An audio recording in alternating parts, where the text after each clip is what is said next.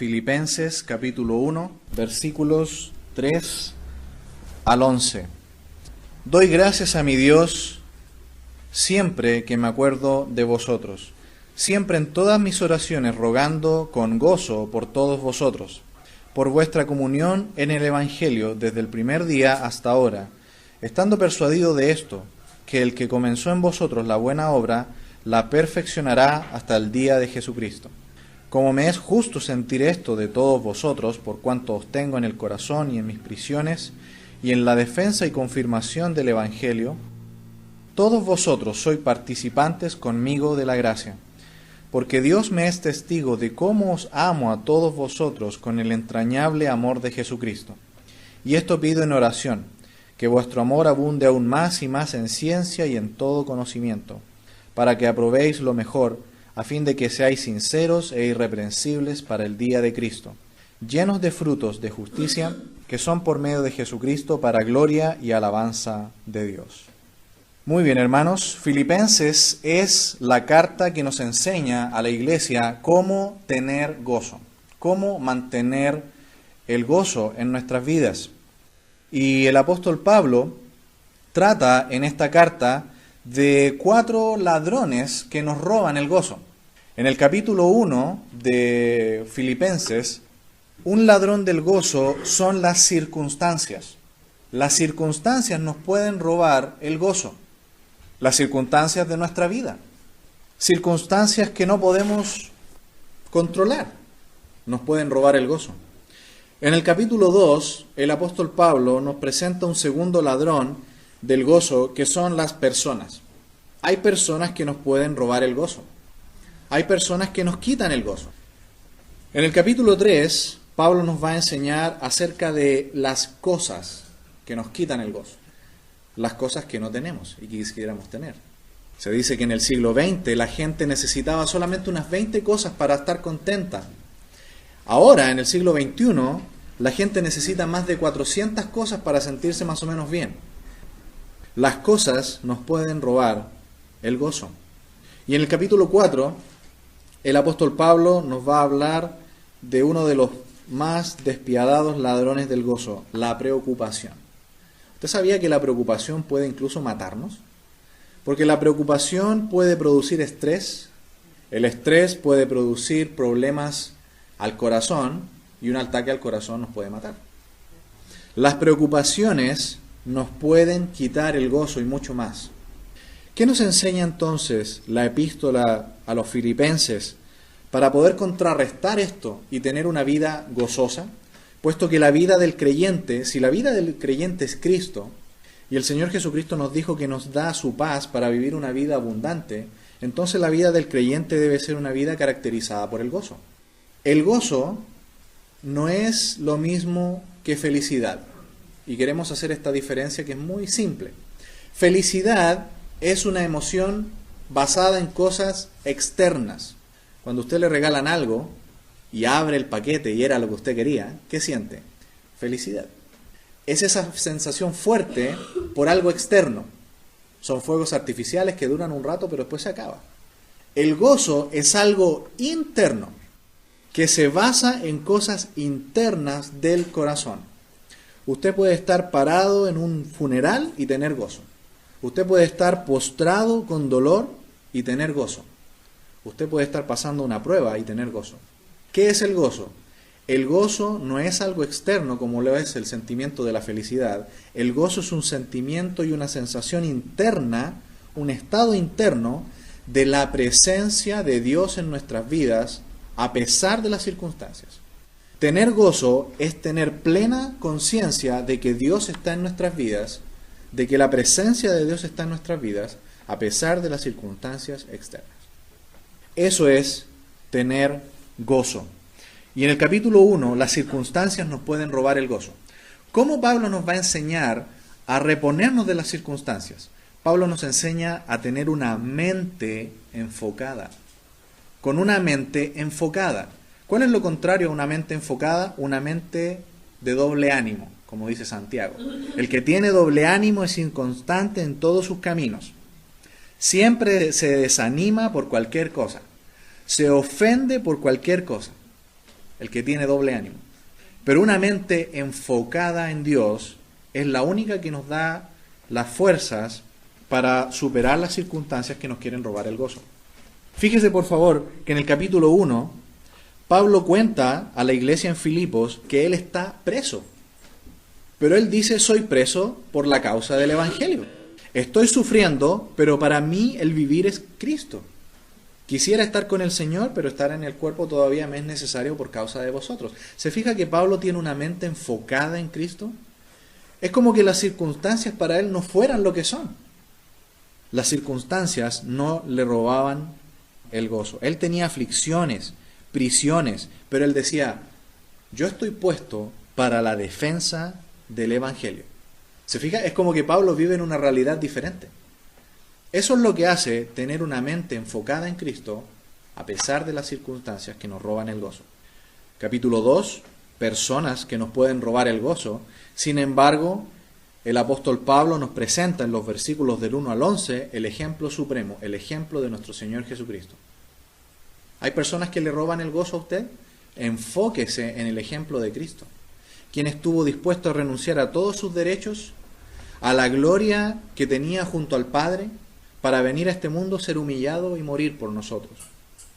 Luego presenta más ejemplos.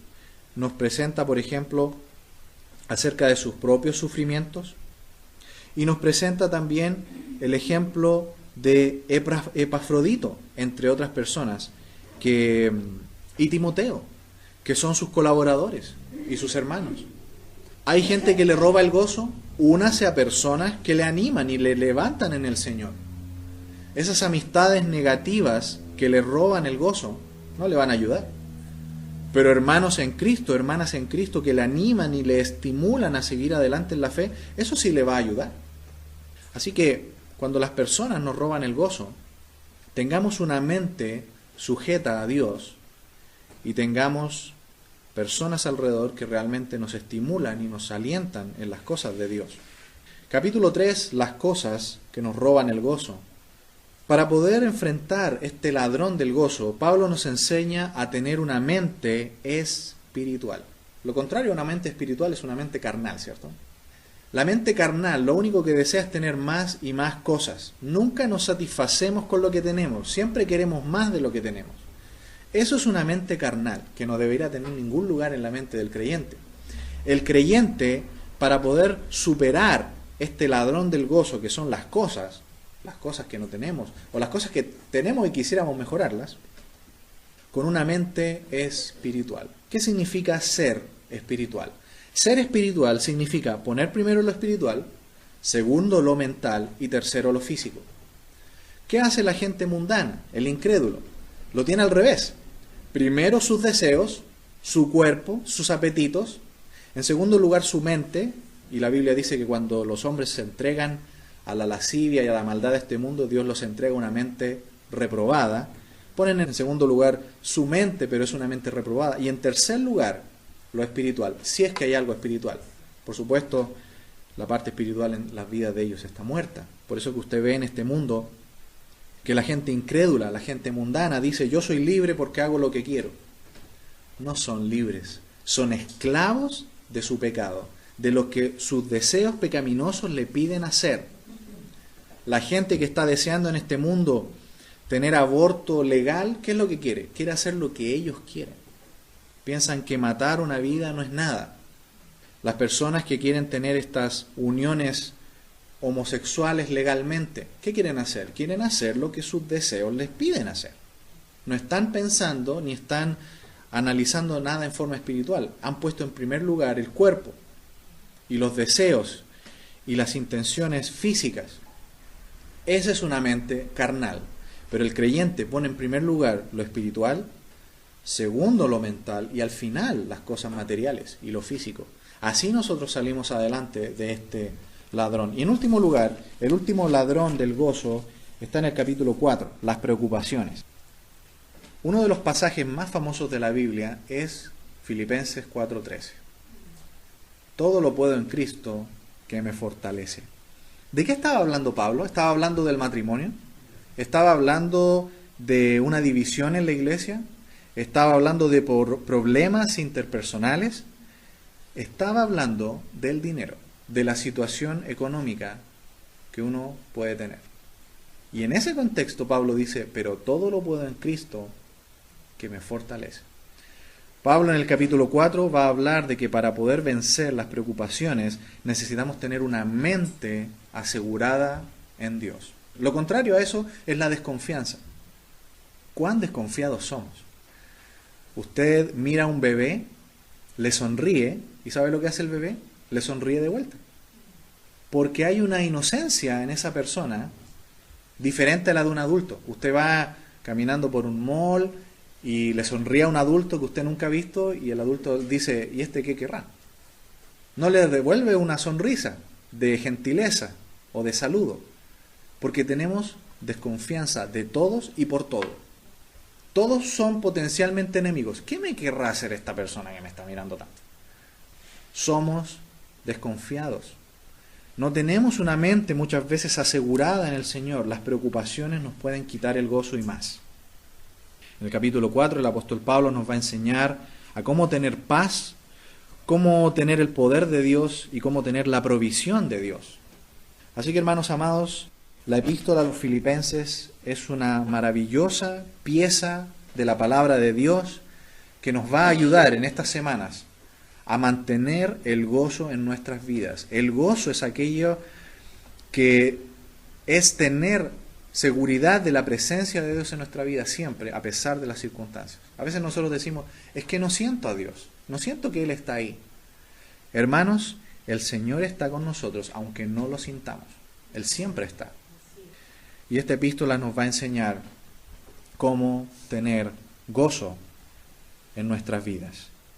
Vimos la semana pasada, capítulo 1, versículos 1 y 2, que la iglesia de los filipenses existe por la soberana gracia de Dios. Recuerda que leímos en el libro de los Hechos que Pablo en 2 ocasiones en su viaje misionero iba a una ciudad y el Espíritu Santo se lo impidió. Después fue a otro lado y el Espíritu Santo otra vez dijo, no, por ahí no. Y finalmente le guía a la ciudad de Filipos y así nace la iglesia en Filipos. La iglesia, hermanos, existe por la soberana gracia de Dios. Y estamos aquí por la soberana gracia de Dios. Le escribe a la iglesia y a los líderes, los diáconos y los obispos. Los obispos representan los líderes que se dedican a la parte espiritual de la iglesia y los diáconos son aquellos líderes que se dedican a la parte material de la iglesia, pero con un miramiento espiritual. Los líderes que se dedican a la parte espiritual de la iglesia los encontramos lidiando con un problema allí en Hechos capítulo 6. Recuerda que hubo un problema en la distribución de los alimentos y del dinero para ayudar a las viudas y a las personas que tenían necesidad. Y los apóstoles, ¿qué dijeron? Junto con la iglesia, levantemos hombres que puedan dedicarse a esta labor. Es una labor material, pero tiene un miramiento espiritual. Y allí nacen los diáconos, ¿cierto? Quienes sirven al Señor con las cosas materiales de la iglesia, pero con una intención espiritual. Y vimos allí en Hechos 6, que cuando los hombres de Dios que lideran en cuanto a las cosas espirituales hacen su trabajo y no mezclan con otras cosas, y los diáconos hacen su labor que tiene que ver con lo material de la iglesia, ¿cuál fue el resultado? La iglesia crecía, la palabra de Dios aumentó y los discípulos se multiplicaron.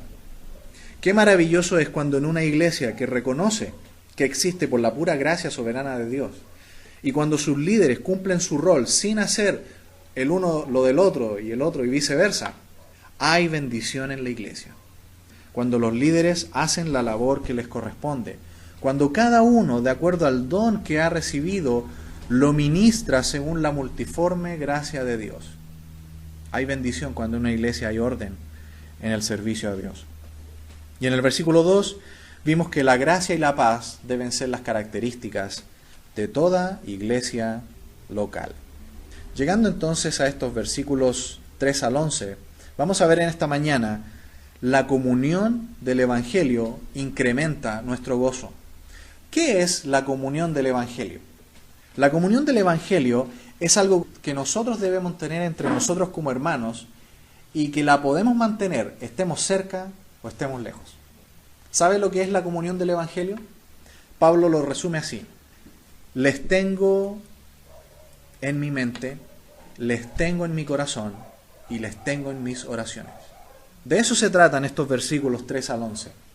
¿Cómo tener y mantener la comunión del Evangelio, la cual incrementa nuestro gozo? ¿Quiere tener gozo, hermano, en su vida? Asegúrese de que en la iglesia y en sus relaciones con los hermanos, la comunión del Evangelio sea algo vivo y continuo en su vida. Versículos 3 al 6, en esta mañana, veremos que aumentamos nuestro gozo cuando tenemos en la mente a nuestros hermanos. Aumentamos nuestro gozo cuando tenemos en la mente a nuestros hermanos. Aunque nuestros hermanos se van, pero ¿sabe qué? Nosotros podemos tenerle en nuestra mente, en nuestro corazón y en nuestras oraciones. Y eso es la comunión del Evangelio, que rompe distancia. Por esa razón, hermanos, es que yo puedo estar tan cerca de un hermano aquí mismo y estar tan lejos de él, porque no le tengo en mi mente, ni en mi corazón, ni en mis oraciones. Y puedo tener un hermano a kilómetros, a miles de kilómetros, pero mantengo con él la comunión del Evangelio porque le tengo en mi mente, en mi corazón y en mis oraciones. Versículos 3 al 6, entonces, aumentamos nuestro gozo cuando tenemos en la mente a nuestros hermanos. Versículos 7 y 8, aumentamos nuestro gozo cuando tenemos en el corazón a nuestros hermanos. Y versículos 9 al 11, aumentamos nuestro gozo cuando tenemos en las oraciones a nuestros hermanos. Qué maravilloso que a pesar de las distancias o de que en la semana no nos podemos ver tanto, pero a pesar de todo eso podemos mantener esta comunión, esta amistad y este amor. Versículos 3 al 6. Doy gracias a mi Dios siempre que me acuerdo de vosotros, siempre en todas mis oraciones, rogando con gozo por todos vosotros, por vuestra comunión en el Evangelio, desde el primer día hasta ahora, estando persuadido de esto, que el que comenzó en vosotros la buena obra, la perfeccionará hasta el día de Jesucristo. En primer lugar, hay gozo, hermanos, en nuestra vida, cuando nosotros tenemos en nuestra mente a los hermanos, cuando les recordamos. Pablo, cuando recordaba a los hermanos, inmediatamente, ¿qué producía en su vida? Gratitud a Dios. Él doblaba sus rodillas y daba gracias a Dios por los hermanos. Cuando nuestros hermanos estén lejos, recordémosles en nuestra mente y demos gracias a Dios por ellos, por el tiempo que estuvieron con nosotros, cómo sirvieron en medio nuestro y qué ejemplo nos dejaron. Doy gracias a mi Dios siempre que me acuerdo de vosotros, siempre en todas mis oraciones, rogando con gozo por todos vosotros. En primer lugar, Pablo siente gratitud a Dios por sus hermanos. Sabe que cuando nosotros mantenemos la comunión del Evangelio y tenemos gozo por nuestros hermanos, les recordamos y doblamos nuestras rodillas para dar gracias a Dios por ellos, evitamos muchos pecados. Evitamos el pecado del chisme y de la murmuración, por ejemplo. Porque cuando nosotros no practicamos la oración, la gratitud y recordar a nuestros hermanos con amor, ¿sabe lo que vamos a hacer? Vamos a empezar a maquinar pensamientos equivocados acerca de nuestros hermanos. Versículo 5. Por vuestra comunión en el Evangelio desde el primer día hasta ahora. El cristiano valora profundamente la amistad con sus hermanos. Qué triste es cuando nosotros tenemos una amistad tan profunda con alguien, pero de repente por cualquier motivo se pierde esa amistad. Y de repente nos encontramos con esa persona y la saludamos como si fuera un desconocido. Y olvidamos cuántos años de amistad tuvimos. El cristiano valora la amistad, la comunión en el Evangelio desde el primer día hasta el presente. Hermanos, podemos alejarnos de las personas, pero mantengamos la comunión del Evangelio. Hoy día hay tantas facilidades que tenemos para continuar en contacto con las personas. Las distancias ya no son motivo de olvidarnos de un hermano o de una hermana. Versículo 6. Estando persuadido de esto, que el que comenzó en vosotros la buena obra, la perfeccionará hasta el día de Jesucristo. Aumentamos nuestro gozo cuando tenemos en nuestra mente a nuestros hermanos. Y Pablo oraba para que la madurez espiritual fuera una realidad en ellos. Eso habla el versículo 6. El Señor va a perfeccionarnos hasta que Él vuelva por nosotros, ya sea que nos encuentre en el sepulcro y nos resucite, o nos encuentre vivos en el momento del arrebatamiento. En ese momento, su obra va a ser completada. Pero ciertamente el anhelo de Dios es que vayamos también avanzando en nuestra madurez en Cristo, tal como nos lo enseña Pablo en Efesios capítulo 4, versículo 13. Pablo, hablando acerca de la madurez del creyente y de la unidad de la iglesia, les pide en el versículo 13 que todos los dones que están en la iglesia y los ministerios que hay en la iglesia son para perfeccionar a los santos y edificarles para la obra del ministerio. Y en el versículo 13 les dice, hasta que todos lleguemos a la unidad de la fe y del conocimiento del Hijo de Dios, a un varón perfecto a la medida de la estatura de la plenitud de Cristo. Así que, hermanos amados, como podemos ver aquí, Pablo oraba por los hermanos, les recordaba con amor y con gozo, porque les tenía en la mente, les recordaba y deseaba la madurez espiritual completa en ellos hasta el día de nuestro Señor Jesucristo. En segundo lugar, hermanos, versículos 7 y 8, aumentamos nuestro gozo cuando tenemos en el corazón a nuestros hermanos. Este es un nivel más profundo de la comunión del Evangelio.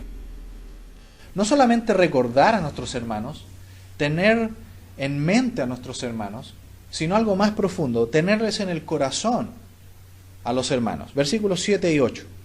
Como me es justo sentir esto de todos vosotros, por cuanto os tengo en el corazón y en mis prisiones y en la defensa y confirmación del Evangelio, todos vosotros sois participantes conmigo de la gracia. Porque Dios me es testigo de cómo os amo a todos vosotros con el entrañable amor de Jesucristo. Yo puedo tener una creencia en la mente, pero no hacer mucho. Yo puedo hacer algo y creer algo de corazón y actuar. Hay mucha gente en este mundo que cree en Dios, que sabe que existe Dios, pero no son salvos. Porque una cosa es tener algo en la mente, pero otra cosa es tener algo en el corazón. Pablo dice en Romanos 10, si me acompaña por favor, para que vea cuál es la diferencia entre la mente, lo que se cree con la mente y lo que se piensa y cree con el corazón. Romanos 10:9, que si confesares con tu boca que Jesús es el Señor y creyeres en tu mente, hay un nivel más profundo. En tu corazón, que Dios le levantó de los muertos, serás salvo. Porque con el corazón se cree para justicia, pero con la boca se confiesa para salvación. Así que el corazón es un nivel más profundo de la conciencia y de la psicología humana, en el cual se mezcla no solamente tener un pensamiento lógico, sino algo que nos lleva incluso al sacrificio. Cuando nosotros creemos algo con la mente es una cosa, pero eso nos va a llevar a una profundidad mayor, a la profundidad del corazón, la cual a Pablo, por amarles de corazón a la obra de Dios, a los hermanos en Filipos, él estaba dispuesto a estar preso por la defensa y confirmación del Evangelio. Así que, hermanos, vayamos más profundo, tener en la mente, pero también tengamos en el corazón a nuestros hermanos. Tener en el corazón a los hermanos significa incluso hacer algo por los hermanos, tal como lo dice también en otras partes de la palabra de Dios. Amémonos no solo de palabra, sino de hecho y en verdad. Ahí es cuando el corazón entra en la escena. Es cuando nosotros estamos dispuestos también a hacer algo tangible por un hermano. No solamente pienso en ti, veo que tienes una necesidad, quiero ayudarte a suplirla. Pablo tenía tanto amor en el corazón por los hermanos y por la obra, que estaba dispuesto a estar preso por el entrañable amor de Jesucristo. Así que, hermanos, el nivel de comunión y de amistad del creyente no es solamente pensar en un hermano, tener una foto de un hermano y verla y pensar en el hermano. Ese es un nivel que es bueno, pero vayamos también a un nivel más profundo, a amar de corazón, y eso nos lleva a hacer cosas por los hermanos, a hacer cosas tangibles por los hermanos. Esa es la comunión del Evangelio, en segundo lugar. ¿Y el resultado cuál va a ser? Aumentamos nuestro gozo. Aumentamos nuestro gozo, en primer lugar, cuando tenemos en la mente a nuestros hermanos. En segundo lugar, hay más gozo en nuestra vida cuando tenemos en el corazón a nuestros hermanos. y les amamos de manera práctica con el entrañable amor de Cristo. Y en último lugar, versos 9 al 11, aumentamos nuestro gozo cuando tenemos en las oraciones a nuestros hermanos. Durante esta semana oramos los unos por los otros. Nos acordamos de los unos por los otros. Compartía nuestra hermana recién cuán importante es la oración de una persona que Dios le ayudó a salir adelante de una situación difícil de salud. Hermanos, la oración puede mucho. Versículo 9. Y esto pido en oración, que vuestro amor abunde aún más y más en ciencia y en todo conocimiento, para que aprobéis lo mejor, a fin de que seáis sinceros e irreprensibles para el día de Cristo. Cuando nosotros oramos los unos por los otros, con corazón sincero, no tenga duda que el Señor va a incrementar el gozo en su vida. Y usted va a ser más sensible y va a tener más conciencia de la presencia de Dios en su vida a pesar de las circunstancias. Y eso trae gozo. Eso trae gozo. Y es la verdadera vida del creyente, una vida de gozo. Es triste ver cuando hay creyentes que tienen amargura, que tienen años de situaciones de perdón no arregladas y que han renunciado al gozo. No quieren tener gozo, no quieren soltar eso que les tiene atados. Hermanos, soltemos esas cosas. Perdonemos, aunque no nos pidan perdón. Soltemos aquellas cosas. El Señor quiere llenar nuestra vida de gozo y de paz y de amor. Pablo, cuando oraba por los hermanos, oraba en los versículos 9 y 10 para que los hermanos tuvieran discernimiento. Discernimiento significa aprobar lo mejor. A veces hay cosas buenas, pero Dios quiere que aprobemos lo mejor. A veces hay cosas malas y buenas. Hay cosas donde hay pecado. Debemos aprender a tener discernimiento y aprobar lo mejor. A veces hay amistades que no nos están edificando, que no nos están ayudando, relaciones que no nos están ayudando. Y debemos aprender a discernir entre lo malo y lo bueno, entre lo bueno y lo mejor. Dios siempre quiere en nuestras vidas que aprobemos lo mejor. Oremos los unos por los otros para que aprendamos a tener discernimiento. ¿Cómo es que obtenemos esta ciencia y este conocimiento? No hay otra fuente, la palabra de Dios. Dios nos ha dado este libro para que nosotros conozcamos profundamente a Dios. Nos ha dado este libro para que podamos conocer profundamente también nuestra propia vida. El salmista decía, examíname y conóceme y muéstrame si hay en mí camino de perversidad, que muchas veces a nuestros ojos se oculta. Por eso el apóstol Juan, en Primera de Juan, el capítulo 1, habla de que muchas veces los creyentes podemos llegar a pensar, no, yo no tengo pecado, yo no he pecado. No nos mintamos a nosotros mismos, confesemos nuestros pecados. El escritor de Proverbios dice, el que confiesa y se aparta alcanzará misericordia. Discernimiento. ¿Necesitamos discernimiento en nuestras vidas? Claro que sí. Necesitamos discernimiento para ver cuando hay maldad en nuestra vida, cuando estamos tomando malas decisiones, cuando estamos actuando mal y queremos echarle la culpa a cualquiera, menos a nosotros mismos. La palabra de Dios nos va a ayudar. Muchas veces la juventud de nuestros días, la juventud de nuestras iglesias y adultos también, niños, dicen qué aburrida la Biblia, qué aburrido el culto, qué aburrido cantar estas alabanzas. Hermanos, yo digo, si el Santo de los Santos, si el Admirable, si el Todopoderoso ha hablado y está escrito aquí en este libro, no puede ser aburrido este libro. El problema lo tenemos nosotros. No puede ser aburrido si Dios ha hablado. No puede ser aburrido abrir nuestros labios para adorar a Dios si Él ha hecho tanto por nosotros por pura gracia y misericordia. No puede ser aburrido. Por eso, hermanos, necesitamos discernimiento para aprobar lo mejor en nuestras vidas.